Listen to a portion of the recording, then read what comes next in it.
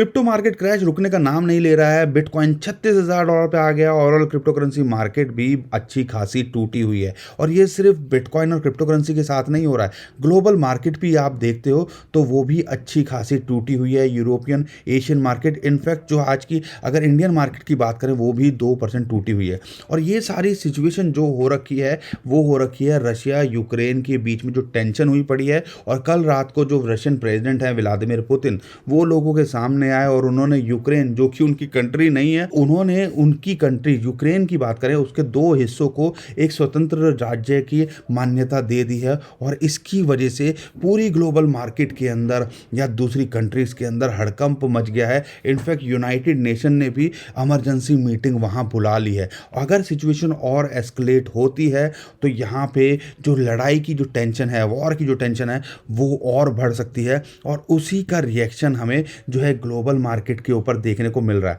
अब यहाँ पे अगर आप देखोगे तो अगर यूरोपियन मार्केट की बात करते हैं, कल रात को वो खुली 2% के आसपास टूट गई। एशियन मार्केट अभी की बात करें 22 फरवरी की, वो टूटी हुई है। लेकिन अगर मैं जो अमेरिकन मार्केट की बात करता हूँ वो 18 फरवरी, वो 3-4 दिन से कहाँ है। देखो 2 दिन तो जो है वीकेंड के अंदर चले गए, लेकिन वहाँ पे होता है अमेरिका के अंदर। अगर कल की बात करें, मार्केट नहीं खुली थी क्योंकि वहाँ था जो वाशिंगटन, जो कि वहाँ के प्रेसिडेंट रहे हैं, उनका बर्थडे, और वो मनाया जाता है उनकी याद के अंदर। और वो मनाया जाता है, इंटरेस्टिंग बात क्या है, ये नॉलेज की बात है, ये भी आपको पता होनी चाहिए, थर्ड जो मंडे होता है फरवरी का, उसके अंदर कोई डेट फिक्स नहीं है। तो इसी वजह से अमेरिकन मार्केट तो यहाँ पे खुली नहीं। लेकिन अब बात की जा रही है, जिस हिसाब से ये टेंशन बिल्डअप हो रही है, तो अमेरिकन मार्केट जब खुलेगी तो हालात और बदतर हो सकते हैं। और अमेरिकन मार्केट अगर टूटी तो हमें पता है उसका जो इम्पैक्ट है ग्लोबल मार्केट पे देखने को और ज़्यादा मिलेगा। और ऑलरेडी रशियन यूक्रेन की सिचुएशन की वजह से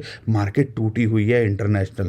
तो यहाँ पे आज रात को या शाम को आप कह लीजिए देखने को या डिसीजन होगा कि आने वाले टाइम के अंदर क्रिप्टो करेंसी पे भी और क्या इम्पैक्ट पड़ सकता है। इसलिए कहते हैं रशियन यूक्रेन की जो न्यूज़ हो रही है, जो डेवलपमेंट आ रही हैं, उन पे नज़र रखिए। और यही चीज़ हम आपसे लगातार भी बोल रहे थे कि भैया जल्दबाजी नहीं करनी। और यही चीज़ हम अपनी वीडियो के माध्यम से पिछले 3-4 दिन से आपको बता रहे हैं। Bitcoin in danger, crypto currency in danger, crypto कहाँ तक गिर सकती है। और यही सिचुएशन, और परसों भी हमने आपको बताया था कि भैया वेट करना यहाँ पे ज़्यादा बेटर रहेगा। इसलिए कहते हैं हमारे चैनल को सब्सक्राइब कर लीजिए। और उम्मीद करता हूँ वीडियो को तो अभी तक आपने लाइक कर ही दिया होगा। और हमने वो वीडियो के माध्यम से पहले ही बता दिया था कि ये जो जोन है, ये जो रेड लाइन है, ऑलरेडी ये आज की नहीं खींची हुई है, ये हमने ऑलरेडी खींची हुई है। और $36,500 ये ऑलरेडी टेस्ट कर चुका है। अब सबसे बड़ा सवाल यहाँ से क्या होगा और हमारी क्रिप्टो करेंसी मार्केट का क्या होगा।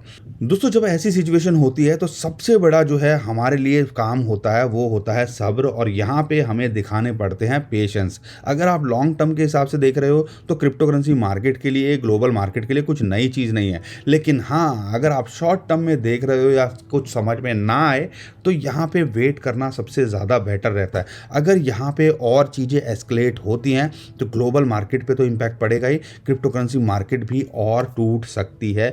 इसको आप नज़रअंदाज मत कीजिएगा।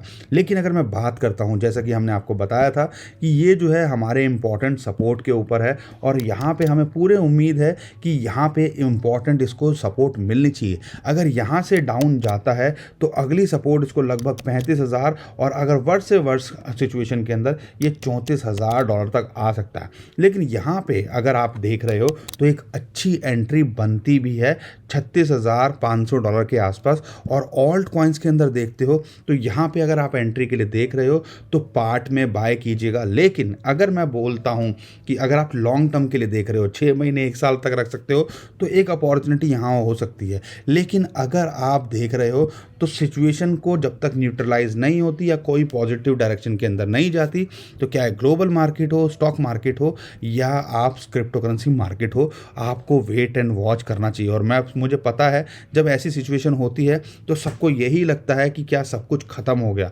तो यहाँ पे 2 चीज़ें आप कर सकते हो। एक तो आप, जैसा कि हमने पहले वाली वीडियो में बताया था, स्ट्रेटजी क्या होनी चाहिए, 10, 15, 20% आपने यहाँ पे एंट्री ले ली, अगर नीचे आया तो डॉलर कॉस्ट एवरेजिंग और कर ली।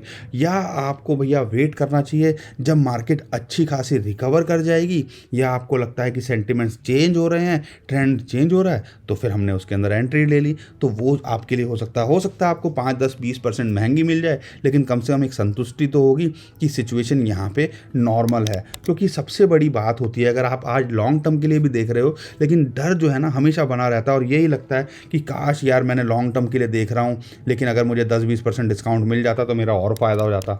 दोस्तों, क्रिप्टो करेंसी मार्केट हो या स्टॉक मार्केट हो, ऊंचाई और जो गहराई होती है ना वो किसी को नहीं पता होता।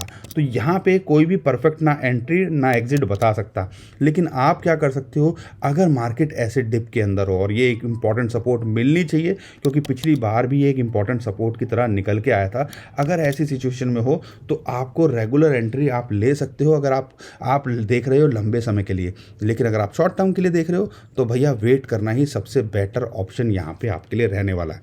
तो दोस्तों, मैं उम्मीद करता हूँ आपको वीडियो पसंद आई होगी, काम की लगी होगी।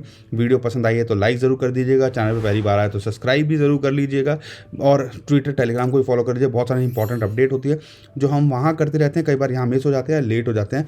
ध्यान रखिएगा, नीचे डिस्क्रिप्शन में जो लिंक है उसी से कीजिएगा, क्योंकि बहुत सारे स्कैमर्स हैं हमारे नाम से स्कैम करने की कोशिश कर रहे हैं, उससे आप बच पाएंगे। तो दोस्तों, अभी के लिए मैं विदा लेता हूँ। खुश रहिए, मुस्कुराते रहिए, कमाते रहिए। आपका दोस्त पंकज। थैंक यू, नमस्कार, धन्यवाद।